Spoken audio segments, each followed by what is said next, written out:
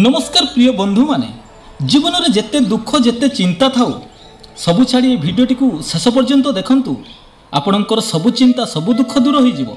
बंधु दुनिया रे लोक तुमको हाथरू छोड़े नहीं पारिबे किंतु तुम भाग्यरू नुहे। लोक माने एठी मनीष मानकू जिनिस भली व्यवहार करती आउ जिनिस पत्र को अधिक आदर पूर्वक भल पाती किंतु जिनिस गुड़ी को व्यवहार करने तैयारी होईची आउ मनीष मानकू आदर पूर्वक भल पाइबा उचित। प्रार्थना करने द्वारा मनीषर परिस्थिति बदली न थाए किंतु मनीषर चरित्र अवश्य बदली थाए। आउ जब मनीष चरित्र बदली जाए सेतेबेले तार परिस्थिति मध्य बदली जाए। बंधु माने सब जिनिसर ज्ञानटा मोबाइल रु मिली न थाए।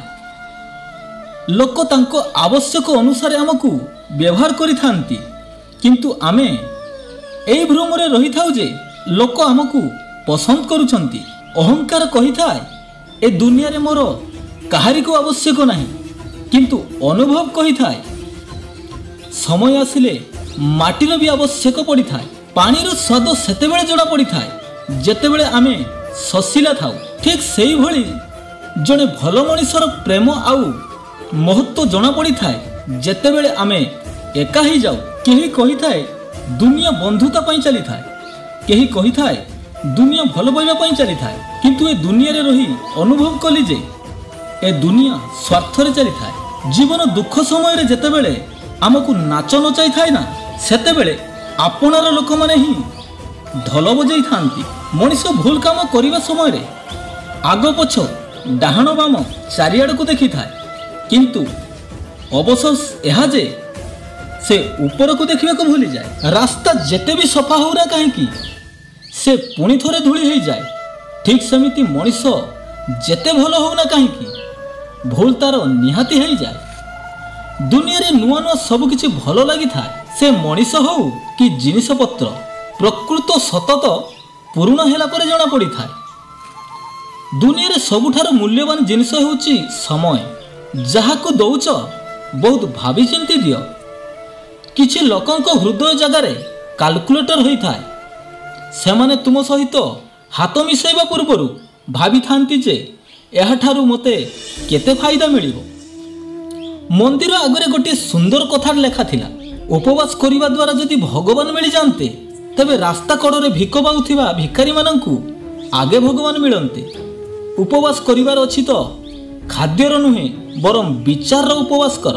ओडिशा रे जणे बहुत भल जमीदार रहुथिले तांको घरे रहुथिबा चाकर पिलाटी 4 दिन छुट्टी नहीं पूरी जगन्नाथ दर्शन करिबा पई जमीदारंकु कहिला। जमीदार कहिले ठीक अछि मो तरफरु ए 100 टंका नियो भगवान को दान बाक्स रे पकाई दबो। चाकर पिलाटी 100 टंका नहीं पूरी जगन्नाथ दर्शन पई बाहरी पड़िला।